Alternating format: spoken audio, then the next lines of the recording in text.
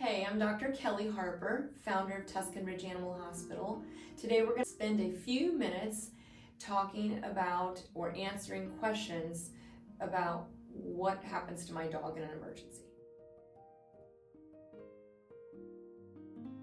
The diagnostic tests that will be recommended for your pet during an emergency appointment are going to be varied based upon the type of emergency and directed, generally speaking, by the findings of the physical exam and the history taking that the doctor will take about your pet.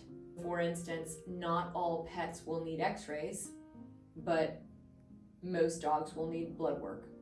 And so again, the problem list will guide the doctor's recommendation about what diagnostics or tests are needed to help work up that emergency situation.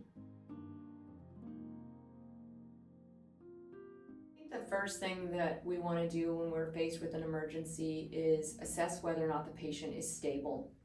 Oftentimes in an emergency situation, the patient is shocky and they may be losing blood, they may not be conscious, they may not be able to stand or walk well.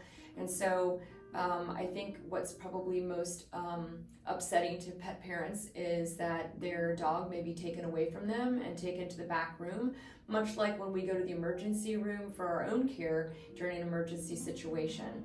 Sometimes family members are asked to wait in an exam room while my nursing team can go ahead and assess the stability of that patient, and that takes precedence over even a full physical exam and history.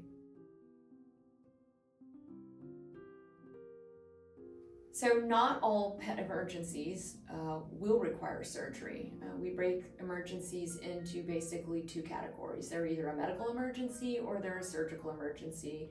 And the decision as to whether they're surgical emergency is oftentimes based upon findings through diagnostic testing like x-rays or abdominal ultrasound. Oftentimes when we use these diagnostic tools, we're able to see things like fractures, foreign body ingestion, abdominal bleeding, fluid in the chest cavity, things like that. And those certainly would be, many of those would fall under the category of a surgical emergency.